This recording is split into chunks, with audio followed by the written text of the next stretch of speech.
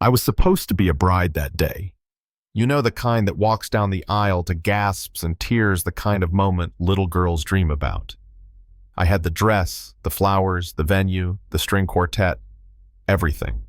But instead of walking into forever, I sat in a cold pew at St. Augustine's alone with mascara running down my face and $1,000 bouquet dying in my lap. You ever watch your whole life fall apart in slow motion? My groom Daniel, Mr. Perfect Dentist with the charming smile and a closet full of secrets, bolted down the aisle when his ex crashed the ceremony screaming she was pregnant. I kid you not, dude, grabbed her hand like he was auditioning for The Bachelor Runaway Edition and disappeared through a side door. Left me there, in front of 200 people, my friends, my co-workers, my former in-laws. They gasped. I froze. The stained glass windows mocked me with every beam of colored light. I don't even remember the pastor's face, just his awkward throat clearing and some mumbling about private family matters. By the time the guests filed out, I wasn't even crying. Not yet. I was numb. The reception's still happening across town. All the overpriced appetizers, the cake I sampled a dozen times, waiting for a party with no bride or groom. My phone buzzed non-stop in my beaded clutch. Texts from friends asking if it was true, if I was okay, if they should cancel their flights. I didn't answer. What do you even say? Yes, he left me for his pregnant ex during the ceremony. Please enjoy the crab cakes on me. I was just about to leave when I heard the creak of the old wooden doors. I figured it was the janitor. But it wasn't. It was a little girl, maybe 6, in a sunflower yellow dress, walking slowly down the aisle like she was on a mission from heaven. Her curls bounced with each step, and her big brown eyes locked on mine with this knowing look, like she'd been here before. She stopped right in front of me and said, "Are you okay, pretty lady?" I tried to smile. "I'm fine, sweetie. Are you lost?" She shook her head. "I saw you crying. My daddy's looking for me, but I wanted to help." And then, after studying my ruined makeup and wrinkled dress, she said, "Why are you sad on your wedding day?" Now, how do you explain betrayal to a 6-year-old? So I just said, "Sometimes grown-ups break promises." She nodded like a little sage. "My mommy promised to stay, but she had to go to heaven when I was born. Daddy says broken promises still count if they were made with love." That's when I broke. Not loud sobs, just that quiet kind of cry, where everything inside finally leaks out. And this little girl, this tiny stranger, sat beside me, patted my hand, and said something that changed everything. "You need a home," she whispered, "and I need a mommy."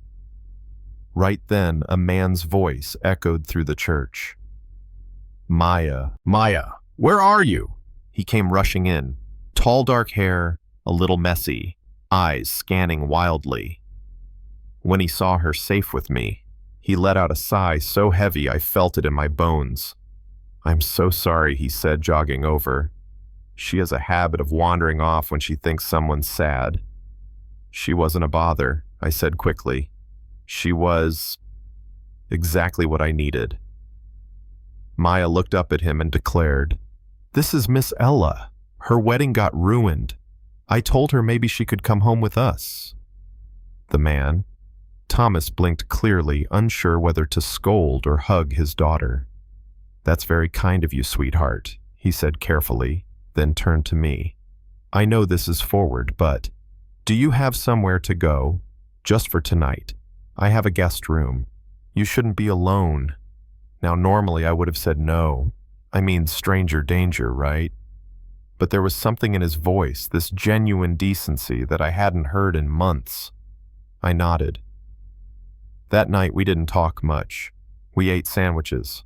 Maya showed me her books, and when I tucked her in, yes, I tucked in someone else's child while still wearing a wedding dress, she looked up at me and said, "I think Mommy sent you." The next morning over pancakes, Maya had another brilliant idea. "Daddy," she said, "Miss Ella doesn't have a job now. And I don't have a mommy. She can be my nanny. Thomas almost choked on his coffee. I laughed until I realized it actually made sense. I was a certified teacher. I had nowhere to go. And this little girl had already carved out a space for me in her heart. So I moved into the guest house. Weeks passed, then months. I became part of their routine, school drop-offs, dance classes, reading bedtime stories. I didn't even notice how seamlessly I'd slipped into their lives, or how hard I'd fallen for both of them. One afternoon, while we were pulling weeds in the backyard, Thomas sat beside me and said, "Do you ever think about him? The guy who left you?" I nodded slowly. I used to think about him every day, but now I just feel sorry for him. He smiled. "Good, because you deserve someone who shows up." Then he stood up, brushed the dirt off his jeans, and walked away, but not before letting his fingers graze mine just long enough to leave me breathless. A few days later, he took me back to St. Augustine's. This time not to the altar, but to the little garden behind the church where Maya had picked roses for me that first day. He knelt, with a real ring in one hand, and Maya behind him holding a candy ring in the other. Miss Elamaya said with all the seriousness of a flower girl on a mission, "Will you be my mommy forever and ever?" I couldn't even speak. I just nodded through tears. Thomas slipped the ring on my finger. Maya slipped the candy ring on the other.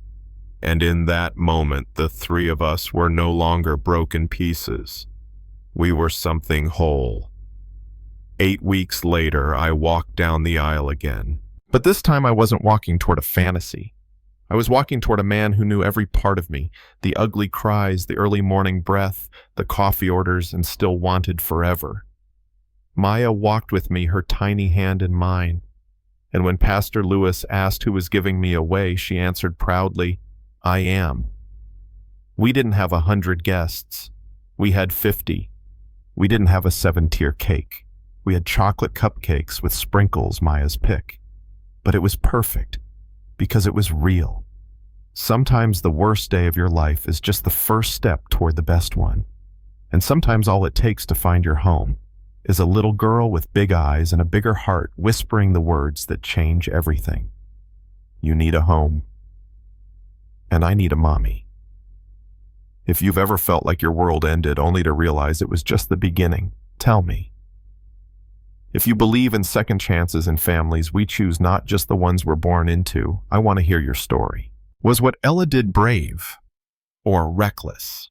Was Thomas too quick to trust? Or just exactly the kind of man this world needs more of? Let's talk in the comments. Because stories like this, they're not fairy tales. They're hope.